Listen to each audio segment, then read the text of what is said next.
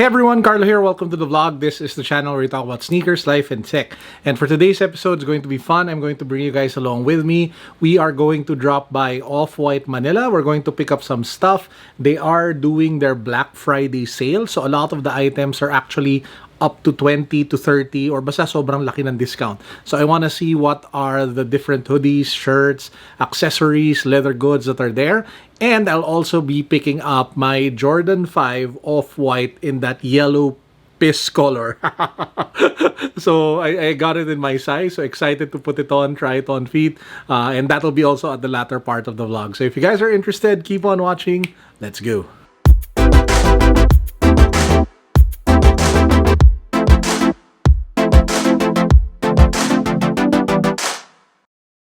Now, before we get started, let me just give a quick shout out to the sponsor of today's video, Rose Gold and Black. Rose Gold and Black is a premium men's accessories brand. They specialize in amazing beaded bracelets, leather bracelets. They even have cool looking minimalist bar necklaces. And the awesome news is, speaking of Black Friday, they're doing their Black Friday sale. And that means 30 to 50% off store-wide. That's all of their products, all of their accessories, massive discounts. Oh, and they want to hook you up with a little bit more. So if you use the code Carlo, you get an additional 10% off your order. So guys, make sure that you place your products as soon as possible. The link can be found down below. Level up your style by throwing in some accessories. These bad boys will definitely sell out fast. And for our sneakers of the day, since we're going to Off-White, let's go with this. Bam!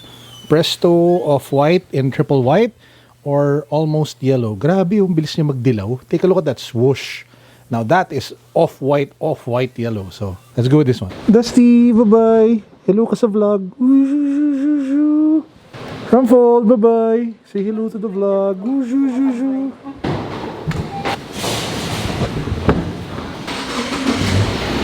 So guys, we're in the car. Si Mrs. And I just have a quick question for people who don't live in the Philippines. I'm curious if in your country, you're also required to wear masks while you're in your car. So I'm just curious. So if you are, hit the comments, let me know. If you aren't, then just let us know in the comment section. Curious lang talaga ako. So yeah. By the way, speaking of face masks, I think I can sum up the strategy of the government, or one of the strategies of the government in dealing with the COVID crisis here in the Philippines in 2 words. Brute force.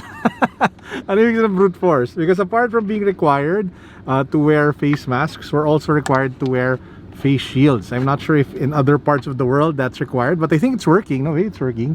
So I think because of stuff like this, you have the face mask plus the face shield, there seems to be, I'm not 100% sure, some sort of improvement. Or at the very least, it's not as bad or not as horrible as other places in the world. So malaking bagay yung pagsuot ng face shield and face mask. So to everybody who's been wearing face shield and face mask in the Philippines, good job, keep it up.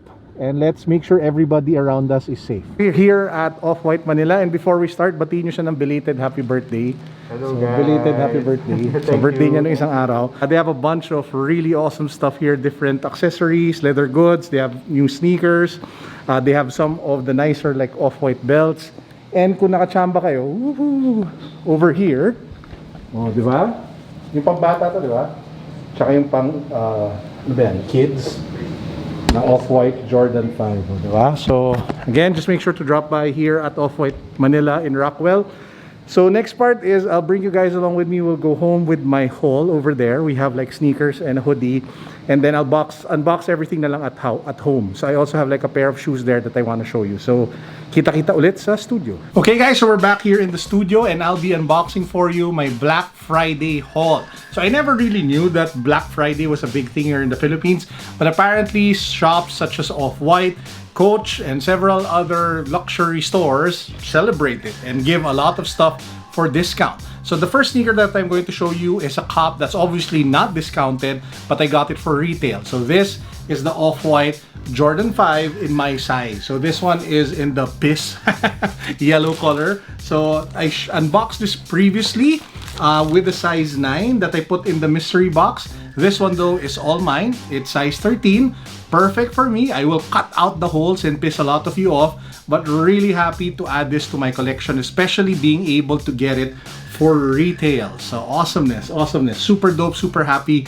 I finally have it in my size. I'll be wearing it. I'll do an on-feet review of this in another episode. But yeah, the Jordan 5 Off-White in the yellow sail color. Now I also got something really cool, which is the baby version. So not that I have a kid, but maybe when the time comes, magkakaroon din sila ng sarili nilang Off-White. Either that or I will just convert it into a nice looking keychain. So that's actually the goal or the plan. So as you guys can see, it is a smaller version of the Jordan 5 Off-White. Baby size. This is size 4C, and it even comes with extra laces. So this is the black lace, the red lace, even has like a Jordan brand sticker, and this other pair has the zip tie. Oh, di ba? Ang cute! It's so cute. It's so cute for a baby sneaker. Hype palang bata na. So, those are the first two things that I want to unbox from my Black Friday haul. Two Off-White Jordan 5 kicks, baby size and my size. And yes, you're seeing double. So this is the one that I got from OFF-WHITE Manila. So this is the Jordan 13, Jordan 5 Off-White in yellow. So there you have it. So I'll show it to you. Now, what I did with my other Jordan 5 Off-White is I cut the holes, and the other pair I have two still has the holes intact. So I actually bought a second pair, but this one I got for resale. But it is a second pair of the Jordan 5 Off-White. We have two pairs, size 13, Jordan 5 Off-White. One I will cut off the holes, one we will keep intact.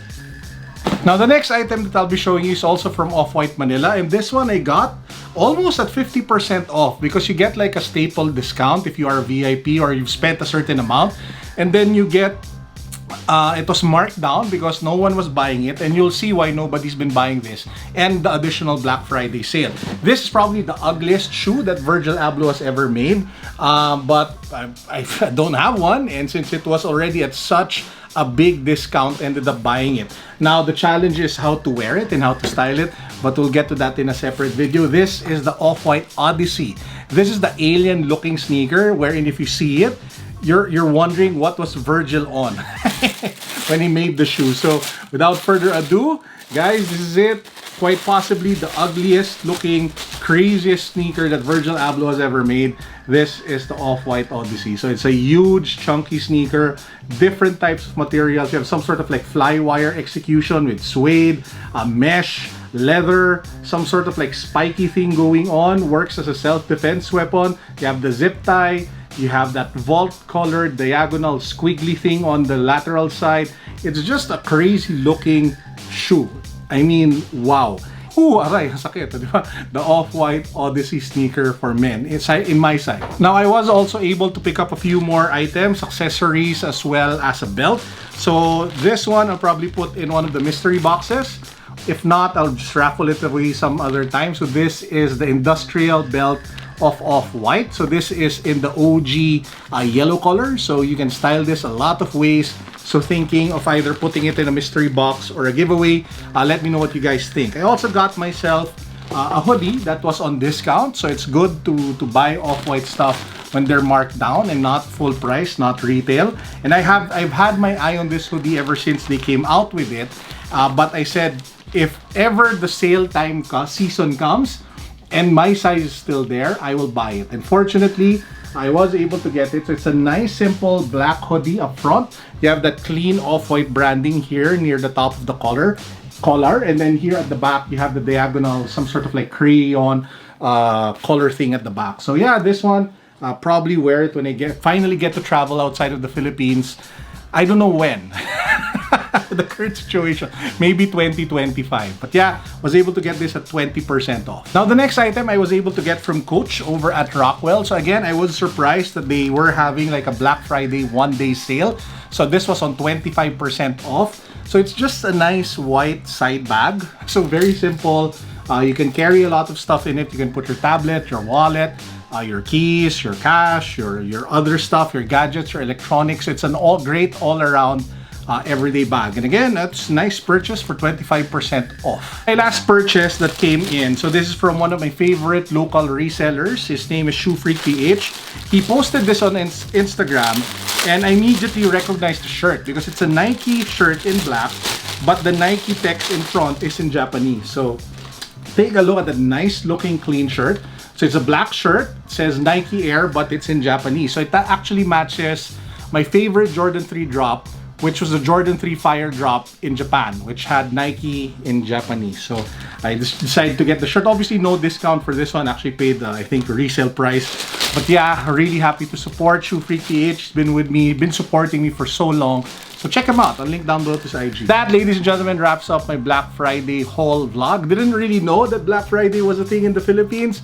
Apparently it is. So with that said, I hope you guys are all doing fine. I hope you all had a great weekend, and I pray that you all have an amazing week up ahead starting Monday. This is Carlo signing out. Oh, by the way, before I forget, give this video a thumbs up, give it a like, share it, comment down below what you guys think of the items, and thank you again to Rose Gold and Black. Link to them down below. Peace, God bless, what's up, boom.